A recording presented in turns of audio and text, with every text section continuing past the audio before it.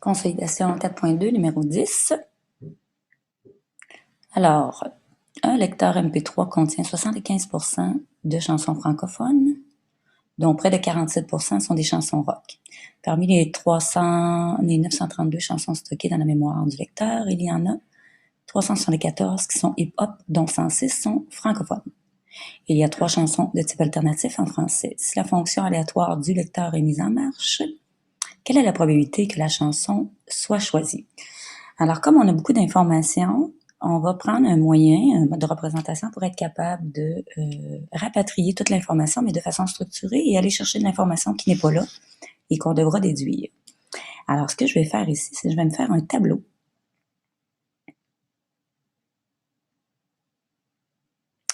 dans lequel on va retrouver 3 informations à la verticale et 2 à l'horizontale. Donc ici, on va parler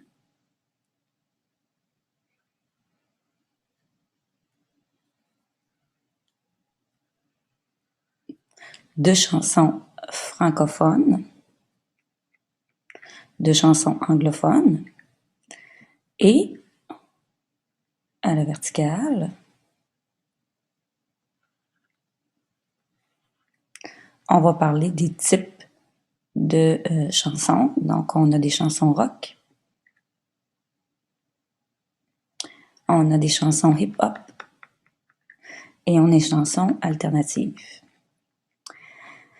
Donc, ici, on va avoir un nombre total. Donc, ça va être le total des chansons francophones, le total des chansons anglophones, et ici, le total des chansons rock, hip-hop alternatif et ici, le nombre de total de chansons.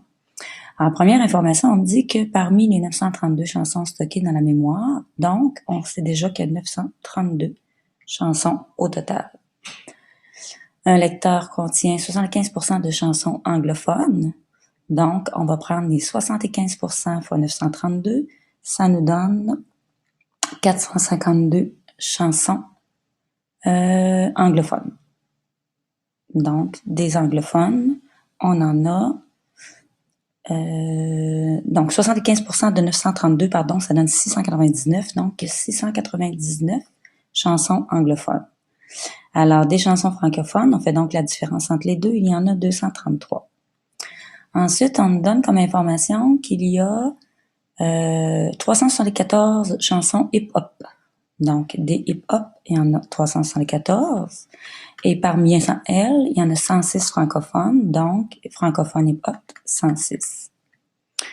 Ensuite, il y a 3 chansons alternatives françaises, francophones, donc 3 ici.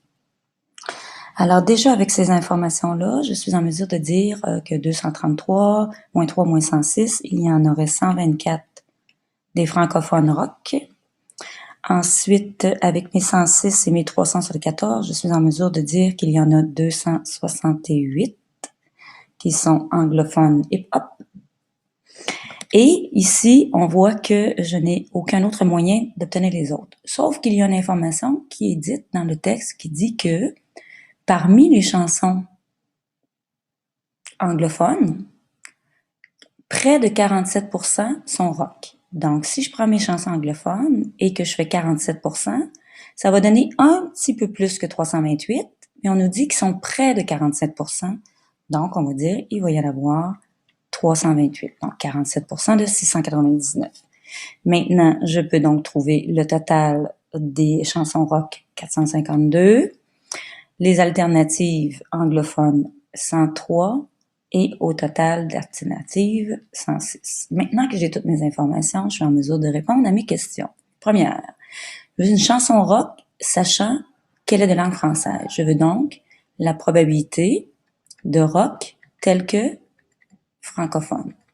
Je vais donc chercher la probabilité de l'intersection divisée par la probabilité de francophone. L'intersection de rock et francophone. Alors, rock francophone, c'est 124. Sur les francophones, donc les francophones, il y en a 233. Alors, c'est 124 chances sur 233.